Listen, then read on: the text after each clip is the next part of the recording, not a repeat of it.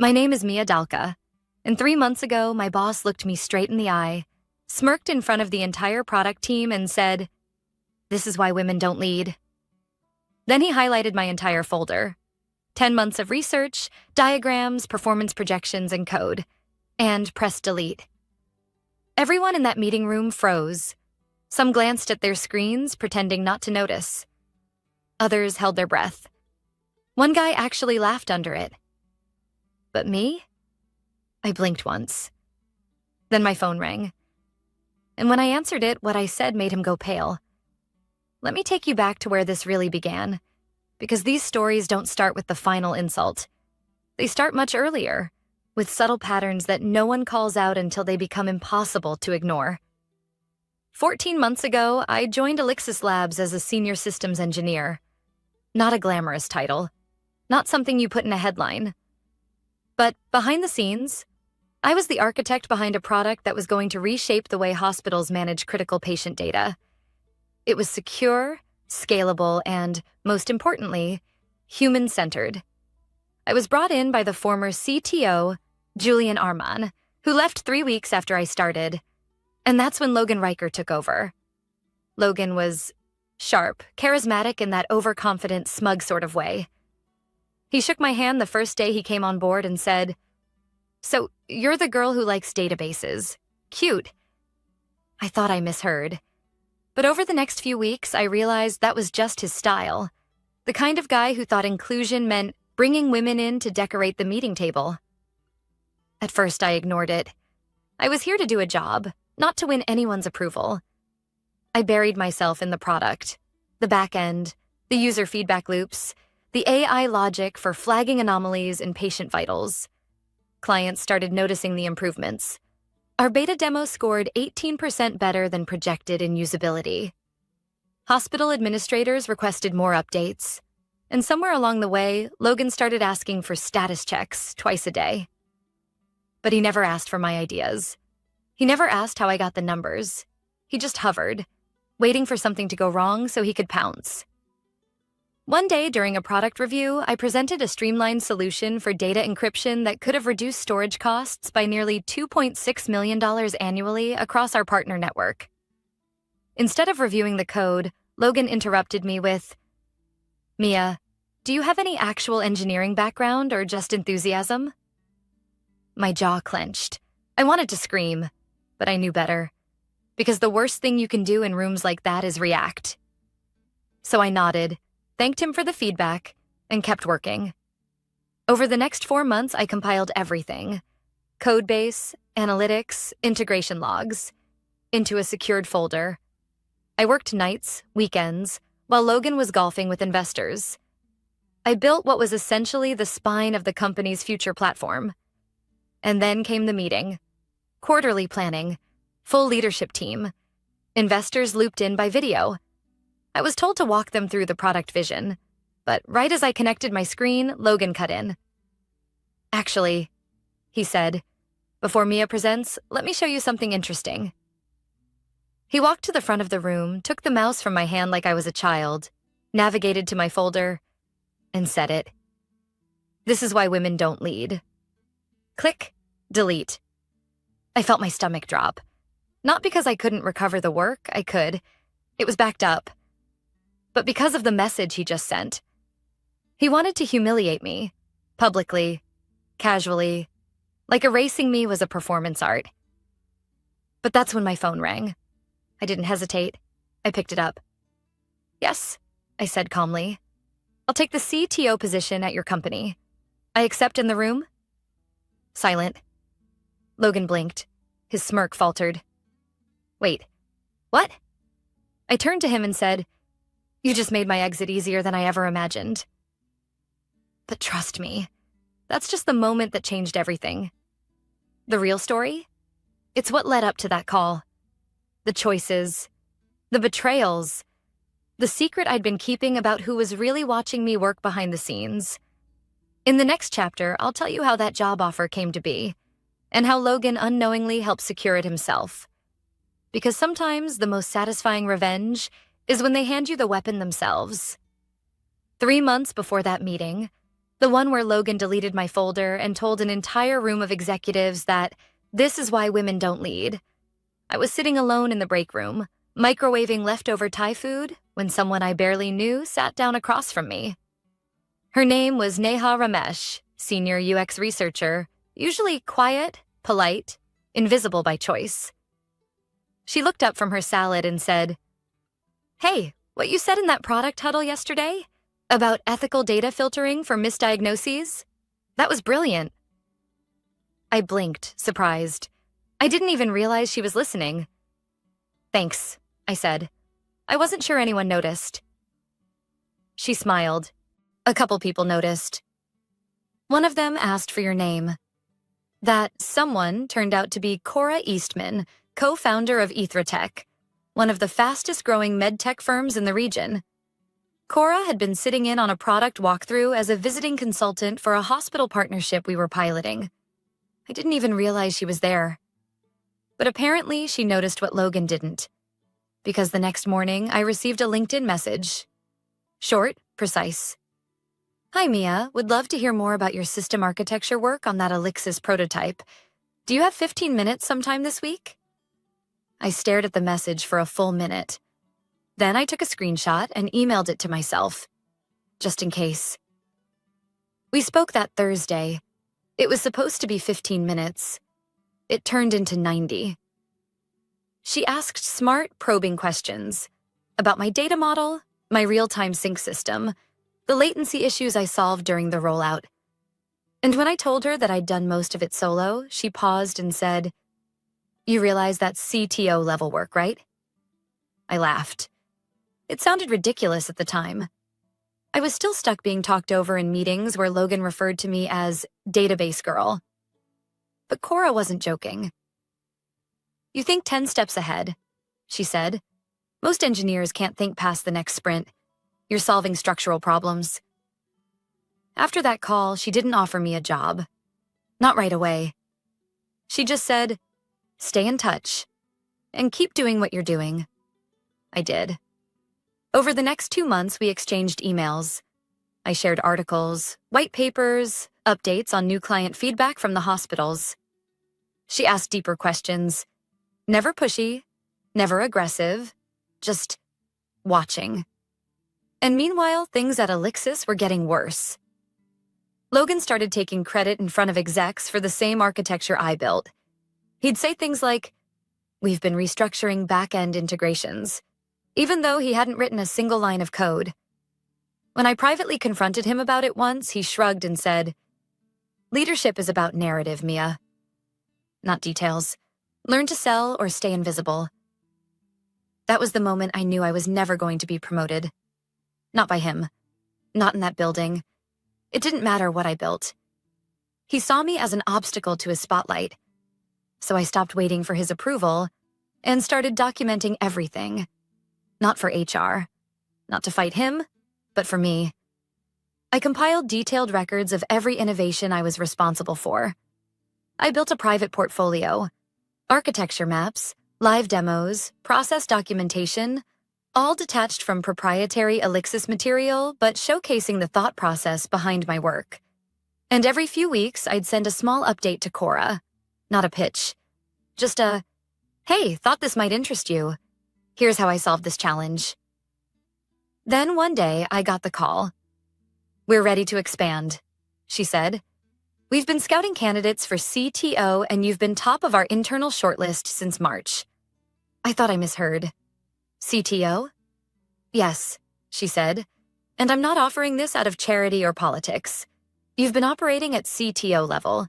You just haven't had the title or the respect." She told me they'd matched my current salary, doubled it, and were offering full strategic control over their next-gen platform, plus equity. All I had to do was say yes. And I didn't. At least not right away. Because I knew something Logan didn't. He still had one last chance to prove what kind of leader he was. One last chance to rise with me, instead of trying to bury me. I gave him that chance in the form of a final presentation. A real-time analytics dashboard that would cut diagnostic lag in critical care centers by 42%. It was the same folder he deleted in front of the entire team. The moment he did, I answered my ringing phone and said what I'd been waiting months to say. Yes, I accept the CTO position. But what Logan didn't know, what no one in that meeting knew, is that he himself had been part of the reason I was hired. Because sometimes your enemies don't just underestimate you, they accidentally help you rise. In the next chapter, I'll show you exactly how Logan's behavior during those final months made Cora's decision even easier, and how his obsession with control became the very thing that destroyed his credibility. Because when you treat someone like they're invisible, you often forget they're watching. And sometimes, so is everyone else. By the time I accepted the CTO offer from Ethratech, I wasn't angry anymore. That surprised me. I thought I would be. I thought I'd feel the burning need for revenge or justice. But instead, all I felt was clarity. Because Logan didn't just delete a folder, he deleted the last illusion I had that people like him could ever be reasoned with. He didn't want partnership. He wanted ownership. Of credit, of control, of perception. And the most dangerous part? He was good at it. At least, at first. After he deleted my work in that meeting, the room fell silent. No one spoke up. No one protested. People stared at their laptops or the floor. I knew most of them didn't agree, but no one wanted to challenge him. That's how people like Logan survive. Through silence. But what he didn't know was that his silence had been leaking cracks for months. And now, I want to show you exactly how he destroyed himself. One misstep at a time. Let's go back 6 months.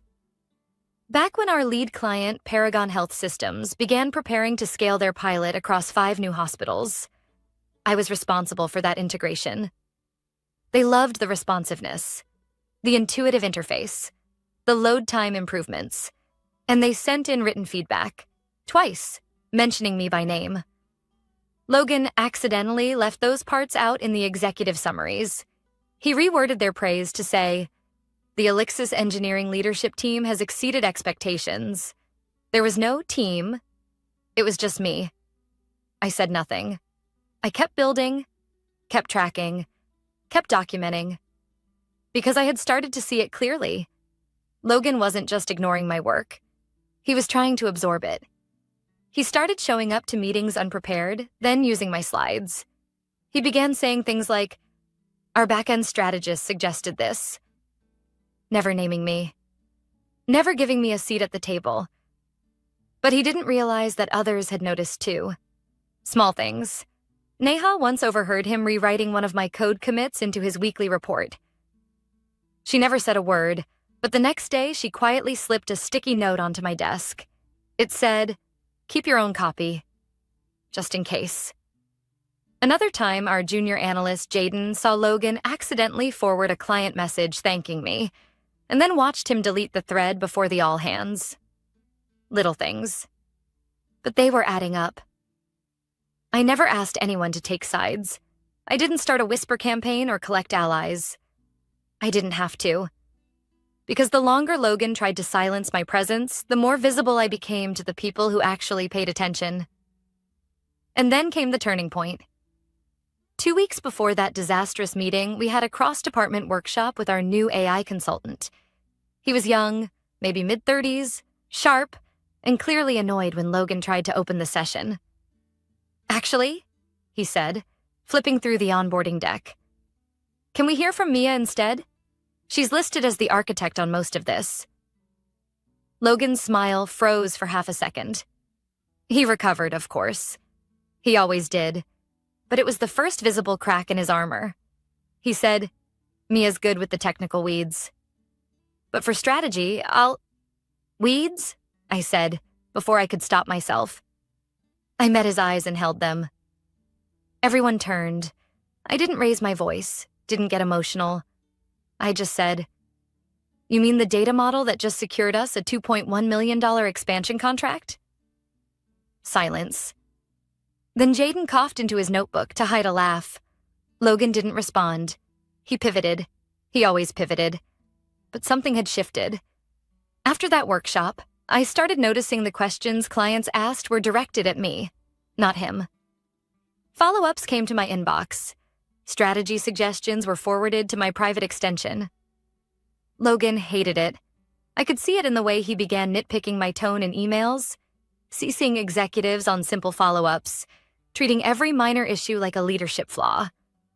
But here's the irony. All the while he was trying to control the story, he was writing a new one. For someone else. Cora was still watching. She had quietly attended that same workshop. She saw everything. And when I told her later about the deleted folder, she didn't gasp. She didn't sound surprised. She just said, "And that's why your leadership will look nothing like his." By the time I stepped out of that conference room, after calmly accepting the CTO position and announcing my resignation, Logan looked like someone who had just watched the floor collapse under his feet. And yet, he still didn't get it. He stood up, raised his voice like he was reading from a policy manual. "This is highly unprofessional. You can't just quit in the middle of a department meeting. There are procedures. Protocols." I didn't answer him. I didn't need to. Instead, I turned to Gideon Talley, our COO, who had been silent the entire time, arms crossed, watching everything. He didn't say much either, just gave the smallest nod. Logan sputtered something about breach of conduct, about NDA clauses, about poaching. That's when I showed him the offer on my phone. "There's nothing proprietary being taken," I said. "And if clients choose to follow a person over a brand, that's not theft. That's trust." And with that, I walked out. I didn't slam the door. I didn't cry in the parking lot. I just left. It was 9:42 a.m. on a Thursday. By noon, my LinkedIn inbox had 15 new messages. By 5 p.m., I was on a video call with the Ethratech onboarding team. And by Friday morning, the tremors had started inside Elixis. I didn't hear about it directly. But people talk. They always do. Especially when things start falling apart. The first thing I heard? Logan tried to recover my deleted folder. Apparently, he spent an hour with IT trying to roll back the deletion, only to discover that I'd removed my access and backed up every non-proprietary version of my architecture notes to a personal secure drive weeks ago. All completely legal. All clearly documented. He demanded that someone on my team reconstruct the product roadmap from scratch. But here's the thing. There was no team. I was the team. Every person who had contributed to the technical build was either reporting to me or had been looped in because I had asked them to be. There was no backup Mia. And worse, he didn't know where anything was. He didn't even understand how the architecture worked. He had always assumed I was just implementing the ideas he approved. Without me, there were no ideas. Neha told me, quietly, through Signal, that Logan spent the entire day walking from desk to desk with a forced smile, asking people to step up and own the vision. By Monday, 2 client accounts had requested meetings with someone familiar with the original system architect. When informed that I had left, one of them paused and asked, "So, who's in charge now?" That question echoed in more places than Logan expected. I wasn't at Elixis anymore, but my absence created a vacuum that couldn't be spun or dismissed. Because leadership, real leadership, doesn't disappear when you leave the room. Fake leadership does. By Wednesday, I got a message from Gideon. "I know this may be a long shot, but would you be open to a transition consultancy contract? The rollout is in trouble." I read that message twice. The same company that allowed my work to be deleted in front of 24 people now wanted me back, quietly, to fix what was broken. I didn't respond right away, not because I wanted to punish anyone, but because I needed to be sure that I wasn't walking backward into the same fire I'd escaped. Meanwhile, Ethratech was moving fast. I met with the executive team, reviewed our strategic goals, and presented a roadmap that mirrored what I'd tried and failed to implement at Elixis. Only this time, no one interrupted me mid-sentence. No one downplayed the user testing. No one deleted anything. They listened. They asked questions. They valued the process. And the craziest part? In just 3 days, I had made more progress with a lean team of 7 than I'd made in 3 months under Logan's command. Because when you stop having to defend your existence, you get to actually do the work. The next Friday, I got another message. This one from Jaden. Logan's panicking. Client meetings are imploding. Paragon asked if they can follow you to Ethratech. He tried to lie and say you weren't really the lead. They didn't buy it. I stared at that message for a long moment. Not with pride, not with gloating, but with quiet realization. All the long nights, all the dismissals, all the times I was told to stay in my lane. They hadn't been wasted. They had built something solid, something undeniable.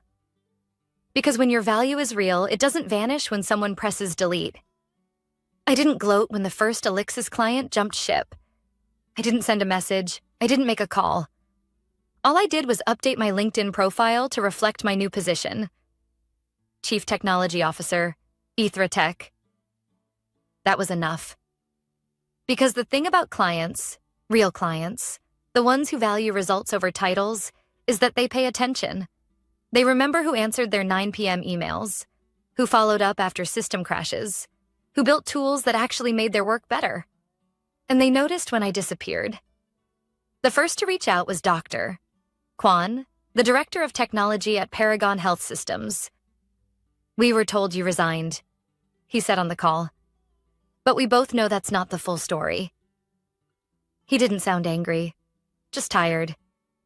We had questions about your data integrity system, he continued. Logan said it wasn't critical, but we disagree. We were hoping you could walk us through it at your new firm. I paused.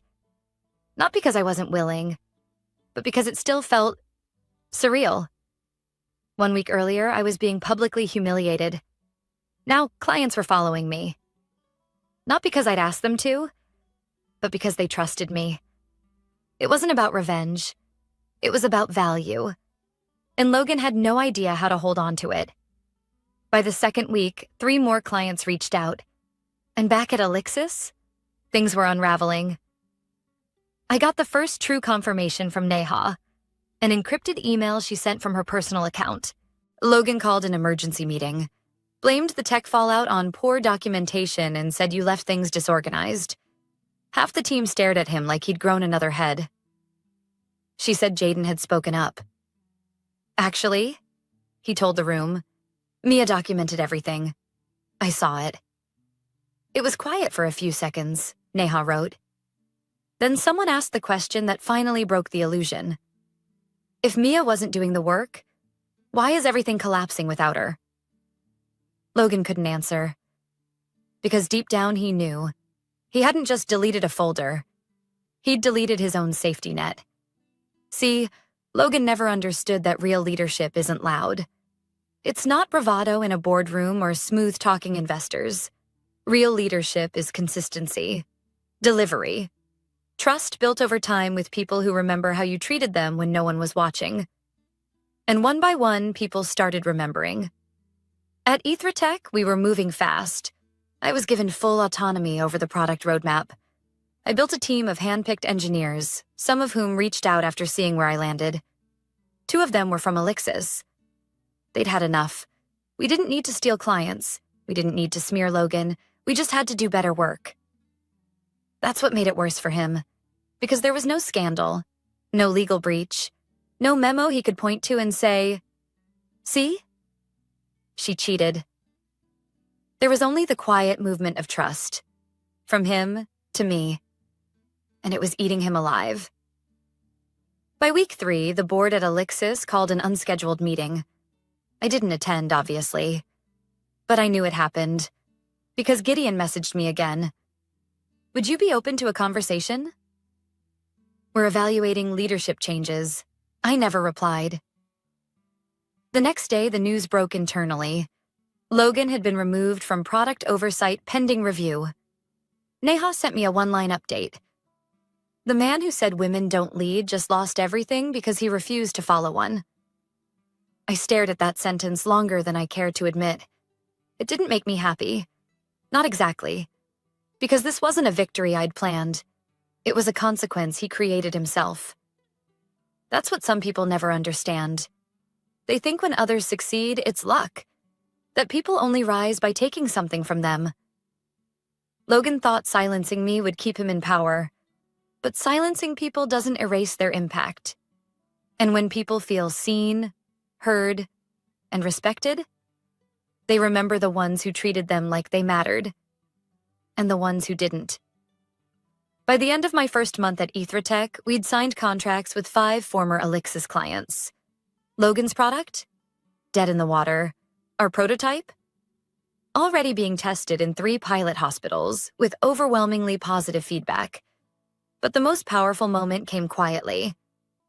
Neha, now leading a research pod at Ethratech, stopped by my office. She didn't say anything at first, just stood in the doorway, arms crossed, smiling. "You know," she said, "when you left, I realized something. The only reason I stayed as long as I did was because you were there. You made it feel possible." I swallowed hard, because I hadn't known that. Not really. "It wasn't just that you built great systems," she continued. "It was that you made us believe we could too." That's when it hit me. Leadership isn't about controlling people. It's about inspiring them. And sometimes all it takes to lead is to leave a place that never let you. 2 months after I left Elixis Labs, I received an invitation to speak at a regional tech leadership summit. The theme was Human-Centered Innovation, Leading Beyond Metrics. I smiled when I read the title. If you followed my journey this far, you'll understand why. The summit had always been Logan's playground. He was a regular panelist, the kind of speaker who dazzled with big words and buzz phrases, always walking the stage like it was built just for him. So imagine my surprise when, a week before the event, I saw the updated schedule. Keynote, Mia Dalka, CTO, Ethratech. Panel moderator, Cora Eastman, co-founder, Ethratech. And beneath that, a smaller workshop listing. From engineer to executive, reclaiming your seat at the table. Canceled. Presenter, Logan Riker. That's when I knew. He was still trying to crawl back into the spotlight, but the room had moved on without him. I didn't need to say anything. I didn't tweet. I didn't comment on LinkedIn. Because the most elegant revenge is when you don't have to say a word. The truth walks into the room before you do. But the full story of Logan's fall, that came from a place I didn't expect. It was Gideon Talley, the former COO, who called me. His voice was quieter than I remembered. "I owe you an apology," he said. "I should have stepped in when Logan deleted your work. I saw it happen, and I did nothing." That silence I remembered from the conference room? Turns out it haunted more people than just me. "We underestimated you," he continued. "We assumed leadership looked like noise, authority, control. But you built trust without demanding attention." He paused. Then he asked the question I never expected to hear. "Would you consider consulting with Elixis again? Just for transition support?" "We've lost key accounts. Logan's contract wasn't renewed. We're trying to rebuild." I didn't respond right away. Not because I was bitter, but because I'd finally learned something. Not every bridge needs to be burned. Some just don't need to be rebuilt. So I said the only thing that felt right. "I appreciate the call, but I'm exactly where I need to be." And I was. By then, Ethratech had grown faster than we projected. We'd landed 3 more hospital contracts, expanded our engineering team, and launched a beta program that was already outperforming legacy systems in speed, security, and user satisfaction. More importantly, my team didn't just work for me. They believed in what we were building together. No one questioned why I was in charge. No one asked if I had the background. No one tried to delete my contributions, because when you finally walk into a room that was built for collaboration, not control, you stop surviving and start thriving. But the moment that truly marked the end of the story, it came through a message request on LinkedIn. From Logan. No subject line, just a single sentence. I didn't realize what I was destroying until it was gone. I read it twice, then a third time.